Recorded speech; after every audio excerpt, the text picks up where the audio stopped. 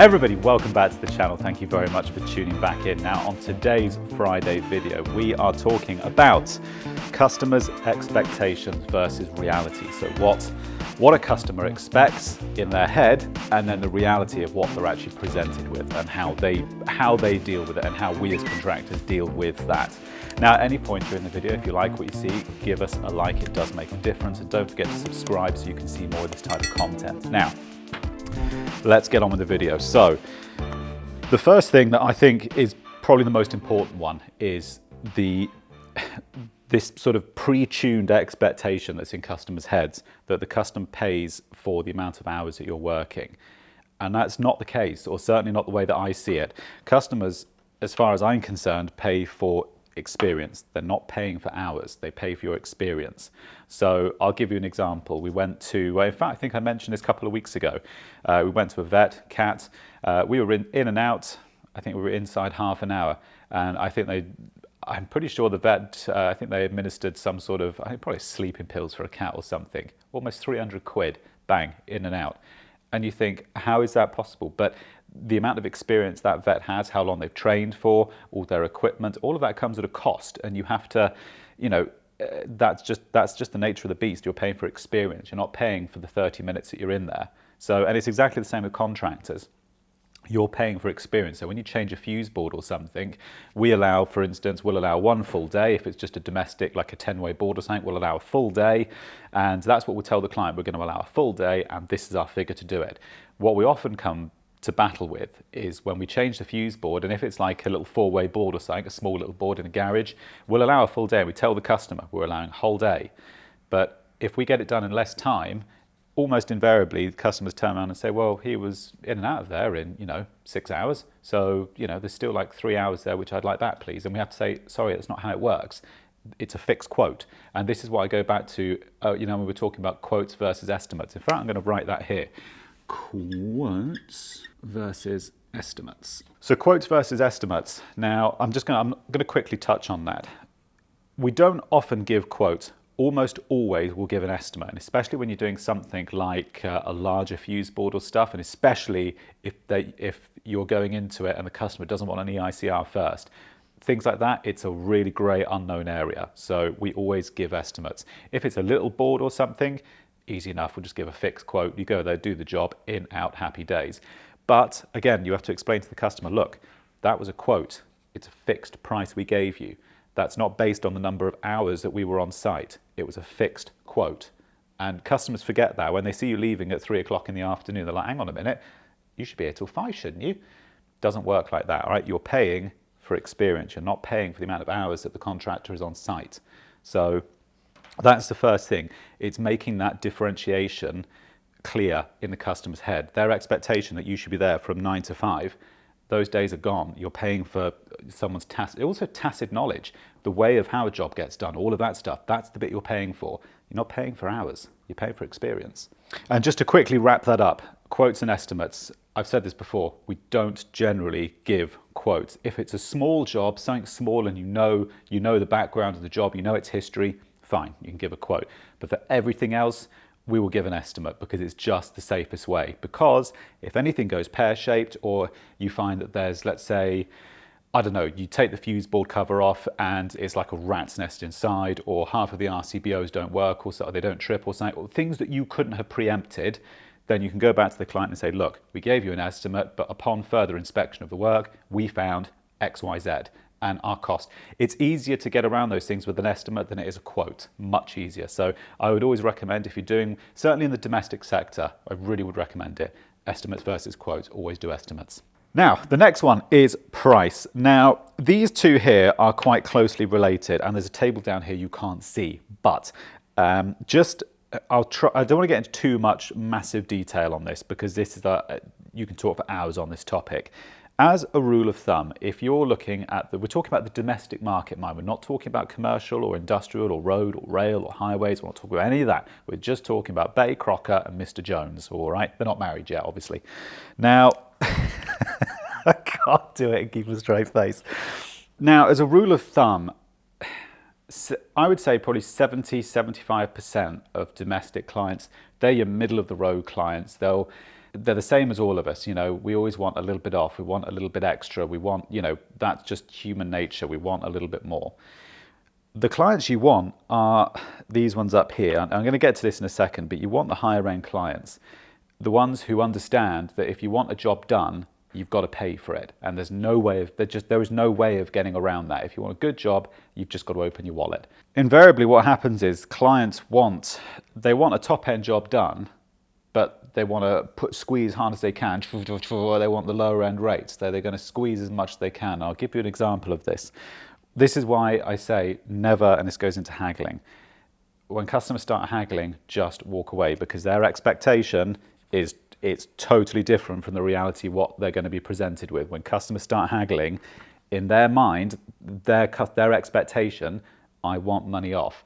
And it's such a dangerous game to play. And I'll give you an example. We did a job. In fact, I think I've already mentioned this in a previous content months and months ago. We did a job, a client rung up, and they wanted, it was some outdoor power, I can't remember, let's say it was an outdoor socket, just for argument's sake, wanted an outdoor socket, and there was various other bits and pieces. And they rung up, they booked it in, they gave us a quote, we gave them an estimate, that was right, we gave them an estimate, because we never give quotes, gave them an estimate, and the customer came back and he said to Sarah, I wasn't privy to this conversation, he said, Sarah, can we do anything with that price? It's a little bit expensive. And my understanding is, Sarah said, no, we can't. And the customer said, okay, fair enough, let's book it in then. When I came back to the unit, Sarah said, that client's booked in, by the way, but he did haggle the price. And I said, let's just not bother. This just, honestly, is not worth the hassle. Sarah said, look, it's too late. It's booked in now. And I was like, okay, fine. It wasn't Sarah's fault. It was just one of those things. It was just, busy, working, it got booked in. Went there, did the job. Customer was nice as pie when we were there. I'm talking, he was honey, nice as pie, cups of tea, lovely. We got to the end of the job and we finished it. By the time I got in my van, driven back to the unit, because Sarah had sent the bill straight away as soon as it was done, because we get paid fast as you can. By the time I'd driven back to the unit, Matey Bill was on the phone ranting and raving, no, I'm not paying, this is unbelievable. I was like, we gave you an estimate. We gave the exact, what we'd estimated was the bill we gave in. Absolutely, the guy was going nuts. In the end, he paid the bill. But his expectation, and again, that was where, right back at the very beginning, he wanted money off on day one. The second somebody haggles, honestly, just walk away. It's not worth the aggravation. It really isn't. The only exception to that rule is something like if you're working with a repeat client and you've got a good rapport with them, you know them, they give you a lot of work. You don't want to put all your eggs in one basket, because that's a very dangerous game to play. But if a customer's giving you lots of work, there is room for maneuverability, and it's a sort of hearts and minds thing. You help me, I'll help you a little bit, You give me a lot of work. If they ring up with a rush job, all right, I'll just go and do it. All right, don't worry about a bill for this one. We'll overlook it. You can do, and we do it. We've got clients who we do that for. But that's repeat customers who are loyal to you. With somebody's, Mr. Jones who just rings up, who just wants a socket in his garden, he'd take a hike. Sorry, there's no negotiating or haggling. That's just how it is, So, yeah, they want top end. And you can generally see that as well in their home. When you go and have a look, a really good way of this particular point here, right? Customers want the top end, all right? I've said this before. Look at the car that's on the driveway. It is such a good way of understanding the customer's mindset, okay? If he's got a really nice, I don't know, let's say he's got a nice Audi Q7 on his driveway, all right?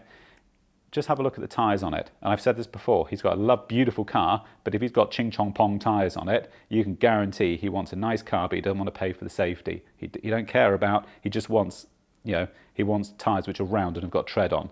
He doesn't want Michelin's, he just wants ching chong pong. And it's such a good indication. That tells you so much about how that client thinks. They're not concerned about safety. They just want something that looks cool. It just works. That's all they care about. When a child walks out in the road and he's doing 50 miles an hour over the speed limit, that may cross his mind that was not the right decision to put ching chong pongs on a Q7. But it's just something that's worth keeping in mind, all right? Just when you get to a house, just look at simple things like that. A picture paints 1,000 words, Haggling we've spoken about. When customers haggle, walk away. This takes me on to the next one. Price things high, okay? Now, In fact, let me sit down for this next bit. Now, the reason why is as follows. So, I heard about this theory on Fix Radio, actually. I was speaking on the radio to a business advisor who, and this was the analogy that he was explaining to me. Now, what he was saying was that in an ideal world, these are the clients we want. These ones up here, the high-end clients, the ones who've got the money, they don't mind spending it, they don't mind when you turn up, or they're the ones you want, the ones they just want a job done. Whatever it costs is whatever it costs. Those are the ones that we want. In reality, a lot of them are down here, okay? And this is what we have to make do with down here. But ideally, these are the ones we want. So let's say you put a quote in for, I don't know, let's say a customer's having a new, I don't know, they're having a new garage and they want to have sockets and lights fitted in the garage. Well, let's just say for argument's sake, that's what they want. So you put a competitive price in, okay? The problem with that is you're putting in an everyday competitive price, which, it pays the bills and it gives you a little bit of profit, okay? Everybody has been pre-programmed, right? You take 3 quotes because that's always what people are told. You take 3 quotes and, you make an informed choice, but generally you don't take the bottom one, okay? I mean, a lot of clients do that, but we're generally told don't do that, okay? If you're trying to get high-end clients, the problem with that, if you put a competitive quote in, what's going to happen is this high-end client, you're going to be at the bottom of their their quote list because you put in a competitive price. They're expecting a high price. You go putting in a low price, you're going to be at the very bottom. There'll be some other contractor up here, and there'll be probably another contractor here, and you'll be down here. They may well end up, these high-end clients may well just take that top quote. You're pricing yourself out of those clients, you see. And the other problem is down here. The low-end clients, you put that same quote in again for Mrs. Betty Crocker, you're going to be on the upper end of their price range, and you're going to be stuck in this area in the middle where nobody actually wants anything, because all they're going to do is just squeeze your price down, because these ones down here, they don't want to pay even a competitive price. And this goes back to the analogy of buying a new car. I've said this in many videos. You look at the car market, it's far easier to sell a car for 20 grand than it is to sell a car for, 500 quid. It's way easier to sell a car for 20 grand. The reason behind that is because 500 quid is the value of money which anybody, if Mr. Jones is a bit tight for cash and he's racked up all his credit cards, he's got no money left, he can beg, borrow and steal 500 quid. You could pull that together through friends and family. The problem is he's going to take that 500 quid, he's going to go and buy a car, but he's not going to want to pay 500 quid. He's going to squeeze them down. He's going to push. There's a little scuff there. Well, all right, mate, it was scuffs all over the car. What do you expect? It's 500 quid. But they don't think like that. Again, the reality, the customer's expectation, the car may be 500 quid, but they're not going to want to pay 500 quid. They're going to push it down. And it's the same in the contracting business, okay? You put a quote in, these clients, they're just going to squeeze you down. And you're going to be in this, you're in this bit in the middle where you're too cheap for these guys, but you're too expensive for these guys, and you just get stuck in the middle, okay? So it's really worth thinking about. And these clients here, again, if they start squeezing you, walk away. But generally, it just means you've got to put your prices up. Now, I'm not saying as if you're a brand new business and you set up shop on Monday morning, that you can just go and put in, 2.5 grand for putting a couple of sockets and lights in a customer's garage. It takes time to build it up. But I'm just making the point that if you're not careful, you get stuck in this bit where you're too expensive for this slot and you're too cheap for this lot, okay? When customers haggle, and this is part of the problem in this sector here, when customers haggle, and it's that give and take thing, if you give customers an inch, generally they'll take a mile. The ones that I find don't are these ones up here, because they know what they want. Look, Tom, that's what I want fitted. Just give me a price for it and book it in, please. They won't even ask, they won't even ask to see the price. They'll just give me a price and book it in. They don't, do you see what I'm saying? They don't, it's almost like they don't care about that. They just want it, they want the job done. The problem is with these guys down here is they're squeezing you. Now, we said if they haggle, walk away, but you start giving these people an inch, they're going to take a mile. And the danger that you get in with that is that we actually had a customer who, I actually have to be careful how I say this. We had a customer not all that long ago who was doing this. We started off, you do one little bit as a freebie, and bang, they're just on it. Oh, can you do this while here? Can you do that while here? And it's a mentality you want to get out of. And the way that I've started to fight back is you just say, all right, let me do this job first that you're paying me for, and then I can do that separately. When you word it like that, generally they'll turn around and be like, oh, well, I'll tell you what, I'll get Mr. Jones to do it when he gets back. Don't worry. They don't think about it. They try to include it in the price, but you have to fight against that and say, look, I can put that extra socket into the kitchen, but let me do the job that you're paying me for first. Once I've done that, then we can price that separately. And if you make it clear that you're pricing it separately, generally they'll just say, don't worry about it. These are not the clients you want, the ones who are squeezing you on the job. You just don't need it. And we've had jobs where we've been there in the past and we've ended up walking away because we can't give the client what they want. Their expectations, again, are just what they want and what they can afford are just totally different. And we've done it before where we're on site working and they've cheaped out on the plasterer or something, or the kitchen fitter. And you can see at lunchtime, they're just sat in the van rolling a fat doobie and you're just looking like, this is what you're paying for, but their expectation, they want more, So it's worth thinking about. I think that's a good table, something good to work on.